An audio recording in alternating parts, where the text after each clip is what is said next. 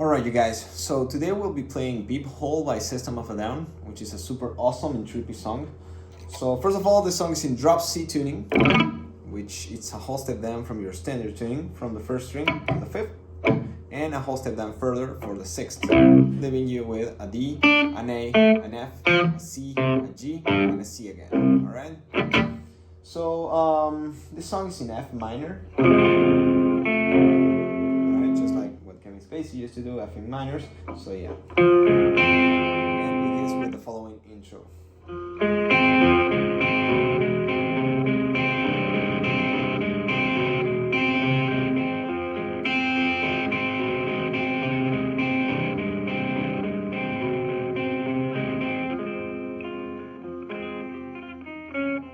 Alright, so basically, as I said, it's an F minor triad here. Basically, fourth string, fifth fret for the F, root, G, sharp, and C in the third fret, each of the second and third string. Here's the third, here's the fifth. Alright, these act as some kind of drone notes, and then we walk the bass, or walk the root note, basically. Alright, we arpeggiate those twice, and then we move the F or the root to a V here in the fourth fret of the fifth string, and a C of the fifth fret of the same string. Open for a G twice, B, C, F again twice, B, C, G twice, B, C. And that's the intro, alright? Then we go to a verse which basically begins with, again, this F triad. We leave ringing again, the G sharp and C. And well, you know how it goes. It has a little waltzy part because of the rhythm. I'm calling it waltzy because it's 1, 2, 3, 1, 2, 3, and then a distorted part. Let's see the waltzy part first. So it has an accent and two responses. Which is basically the F for the accent, and the responses are the third and the fifth, G sharp and C. Then we release or move the F to a C. You can play it in the open fourth string or the fifth fret of the fifth string. I prefer to play it open, but whatever suits you better.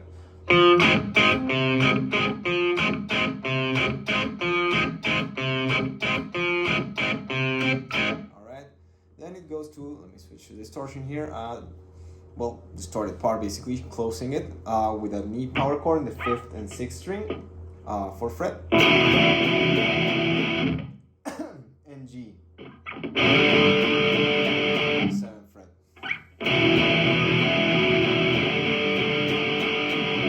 and repeats.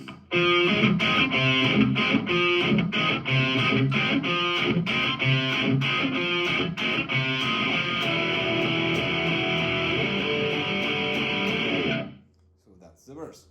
Then we get to a pre-chorus, which is basically the same notes as the chorus.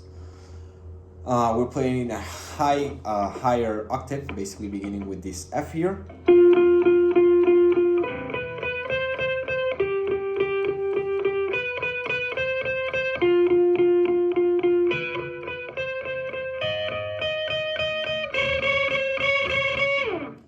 Beginning in this high F here. Alright, fourth string, 17th fret, B and C, third string, 18 and 19th fret, G, fourth string, 19th fret, B and C again, F, B and C again. Then we just leave this C here, at least the fretting, the fretting finger. Then we move to this D sharp here that we play while the C is ringing, D sharp here. To create a little sympathetic chord while we play the D sharp, second string, 18th fret, and Then we go to this C sharp here, 16th fret of the second string, which we play along with the C to create a little dissonance, alright? And that's basically the pre-chorus. So again,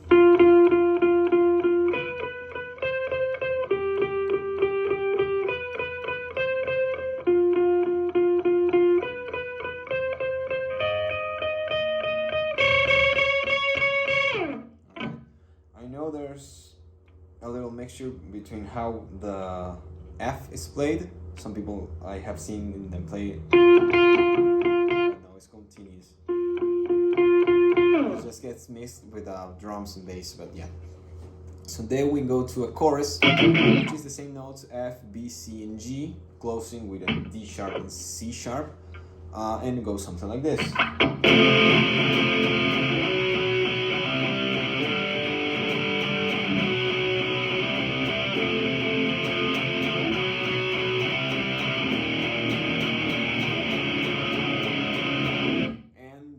Second chorus actually repeats this. D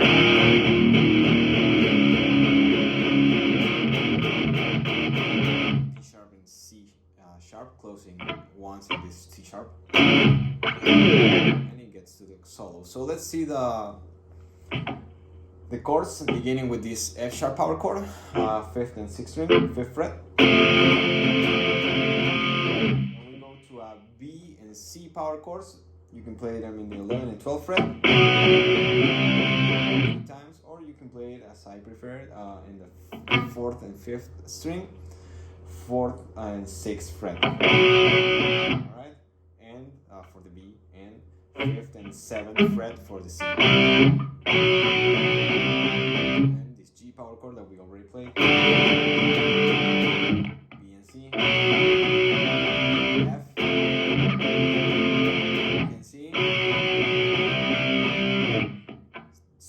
D sharp in the 3rd fret, and C sharp in the 1st. 5th and 6th string. Okay? Second chorus, closing with a heavy palm mute. So yeah, that's the chorus. Then you repeat the intro, the verse, pre-chorus, chorus twice, which closes with that. Alright, then we get to the solo. So let's split the solo in 3 parts. The first 2 are actually the same notes, and the 3rd part is like the real solo, or the less melodic and more crazy solo. So it begins with the following.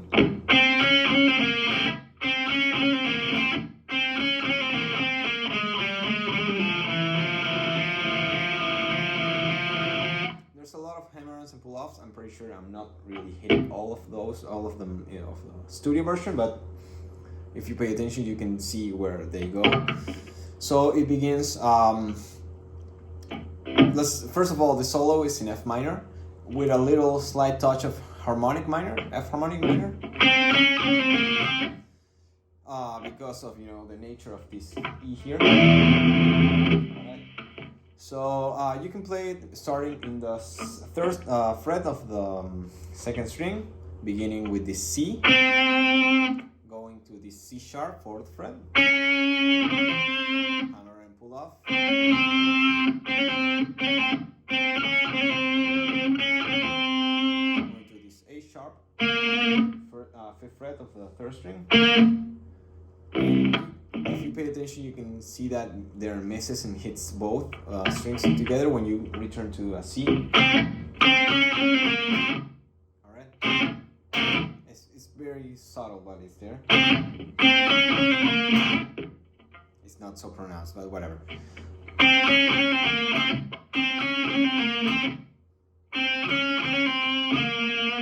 Repeats again, and then you start walking down.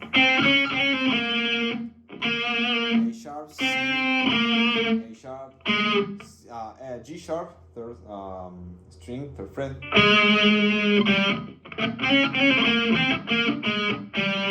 G, 2nd fret of the same string,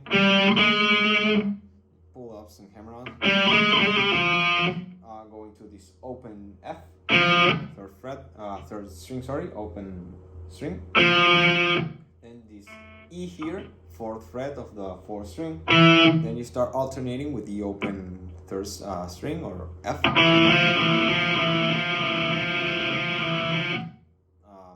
To create a little dissonance, so it goes again slowly, something like this.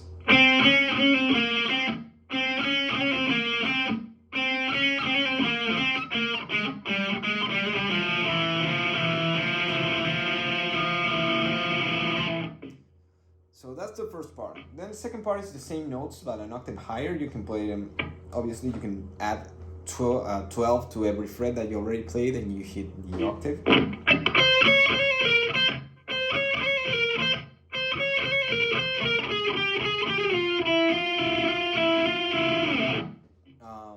I prefer to play it in the 1st string, 10th fret for the C, 11 for the C sharp, 13th fret of the 2nd string for the A sharp, 11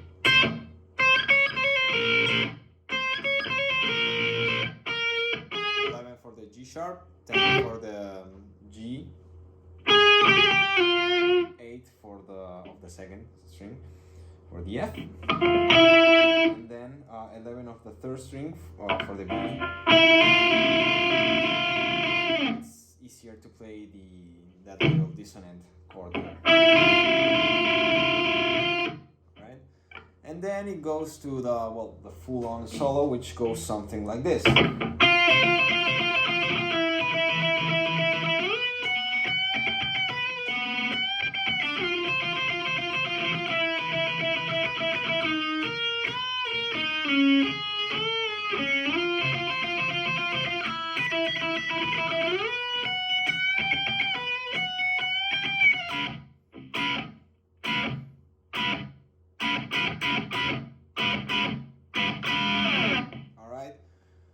So it looks like a lot, but it's super simple. We're playing fifths, some kind of power chords basically. It's mostly in the 1st and 2nd string, beginning with this F power chord, alright? Basically 8th fret of the 2nd string and 10th fret of the 1st string. Then we move 1 fret down, going to this E power chord. Alright, same strings, 7th and 9th fret. Then we go sliding to this B power chord. Basically, same strings, 14th and 16th fret. Bending the 1st string. Repeating. The F and E power chord. And then we go basically to this D sharp power chord. Basically 6th and 8th fret. And C sharp power chord, 4th and 6th fret. Repeating. I know by the last time he plays this E power chord, he adds a lot of pinch harmonics, which you accomplish by basically striking the string, slightly grazing it with the side of your thumb.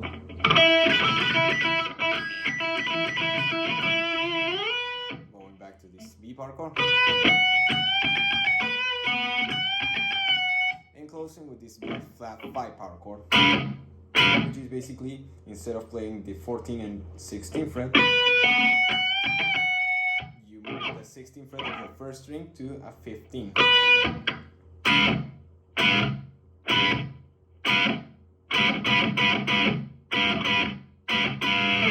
Alright, then you go back to chorus, which it stops going to D sharp and G sharp, and it only alternates between F and G, alright?